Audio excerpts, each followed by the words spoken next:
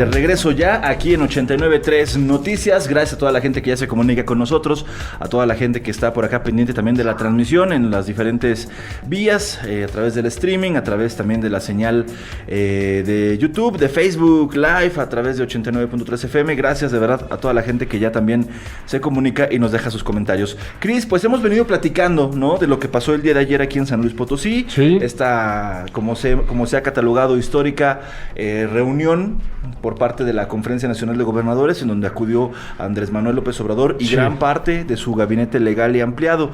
Y aquí en San Luis Potosí, pues al menos en información, se generó muchísima.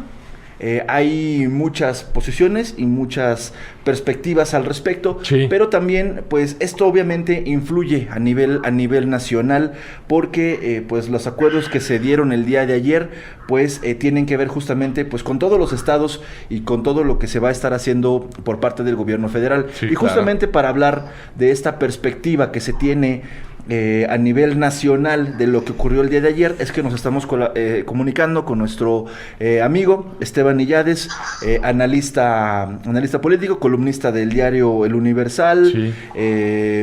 Además, me gusta mucho, o yo me quedo con esta descripción que él tiene, o que tenía antiguamente en su Twitter, que era explicador, en sopitas.com, y pues bueno, con esta perspectiva muy, muy interesante, ¿no?, de todo lo que...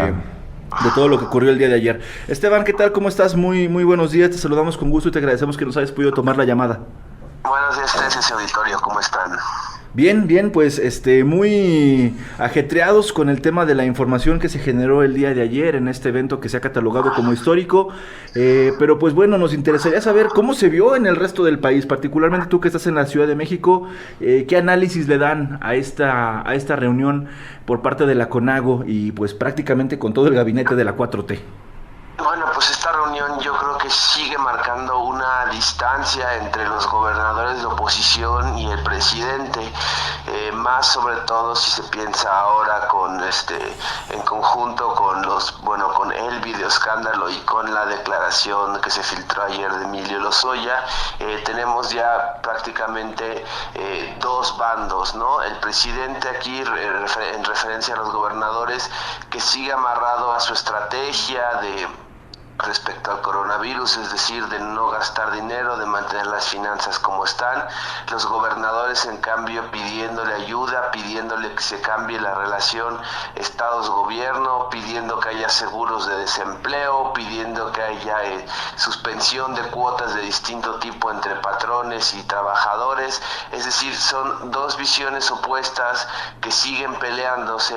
Sin embargo, el presidente pues tiene el toro por los cuernos, por decirlo de alguna manera. Es decir, el presidente, con la popularidad que tiene, con el impulso que tiene ahora con esto que sucede con Lozoya, los gobernadores, en cambio, que ya salieron salpicados en estos escándalos, pues están en una posición mucho más débil, y lo más probable es que el presidente mantenga las cosas como están, se mantenga el curso de la austeridad respecto a la economía, respecto al coronavirus y con los efectos que llega a tener, pero el presidente simplemente no se va a mover de la posición que ya tiene. Me llama la atención esto que comentas, Esteban, y tiene que ver justamente con esta declaración que hace ayer, al menos Olga Sánchez Cordero, en voz o en representación de López Obrador, en donde dice que habrá pues recursos ilimitados para atender, por ejemplo, el tema del sector salud. Si bien sabemos que es una posición que ya se había dado anteriormente por parte de López Obrador, pero bueno, finalmente, por lo que nos comentas en tu análisis, pues finalmente esta declaración tendría un valor pues prácticamente muy apegado o similar a este discurso de austeridad que se ha venido manejando durante todo su gobierno. Claro, porque hay que recordar que aunque nos hablen de recursos ilimitados, en realidad hay subejercicio en el presupuesto, y no solo eso, se está recortando en varios sectores. Con las últimas rondas de recortes que decretó el presidente, el sector salud sigue recibiendo menos recursos durante la pandemia de lo que recibía normalmente. Quizás para lo que están, o al menos políticamente, se prometen más recursos, y quizás sobre todo en espera de esta famosa vacuna que se ha anunciado en los últimos días, ¿no? En particular la que negoció la Fundación Slim AstraZeneca, y con Oxford, ahí el gobierno intervendría y ya ha dicho el presidente que para eso sí habrá muchos recursos. Sin embargo, para recursos de otro tipo, por ejemplo, con los recursos más básicos, lo puedes ver aquí en la Ciudad de México, en los hospitales, cuestiones como batas, como jeringas, como gasas, etcétera. Los doctores mismos te dicen, es que no tenemos ese material. Entonces sí es bastante contrastante, sí contrasta mucho escuchar a Olga Sánchez Cordero o al presidente en su momento diciendo que hay recursos ilimitados, cuando tú tienes al personal de primera línea, los doctores, diciendo que claro que no tienen eso, ¿no? Entonces, muchas veces queda nada más en retórica este anuncio. Y luego también en este marco o en esta coyuntura, Esteban, se da a conocer todo el tema también de Lozoya, ¿no? Con incluso algunos montos que según estaría dando a los exlegisladores, supuestamente, sobre todo a los del PAN. ¿Esto cómo pudo influir también a tu perspectiva dentro de la reunión, mi estimado Esteban? Pues bueno, esto marca una clara división en dos bandos, y bueno, eso lo vimos desde antes de la reunión, lo vimos cuando el gobernador de Querétaro habló en la conferencia de prensa matutina junto al presidente. Hay una fotografía muy buena que ha circulado en las redes, que es la mirada del presidente frente al gobernador, ¿no? Entonces, pues ¿cómo influye esto? En términos de quién lleva la relación del poder, pues el presidente la lleva en este momento con estos escándalos, porque bueno, la declaración de Lozoya, el video, todo esto impacta sobre todo en los personajes que ahora son como las caras visibles de la oposición, ¿no? El gobernador de Tamaulipas, por ejemplo, el gobernador de Querétaro, Ricardo Anaya, que si bien no ha estado activo en la vida pública, según un sondeo de Reforma publicado hace unos días, era en quien más confiaban los votantes de oposición. Entonces, con toda esta salpicadera, por llamarla de alguna manera, el presidente claro que está en una posición dominante, porque él es capaz de decir, miren lo que había antes, miren qué es la oposición, y entonces claro, por lo menos, más bien empezando con la relación con los gobernadores, claro que el presidente puede dictar los términos y decidir qué les da y qué no. Lo vemos con esta famosa propuesta a los gobernadores de renegociar el pacto fiscal. El presidente les dice claro que no lo vamos a hacer.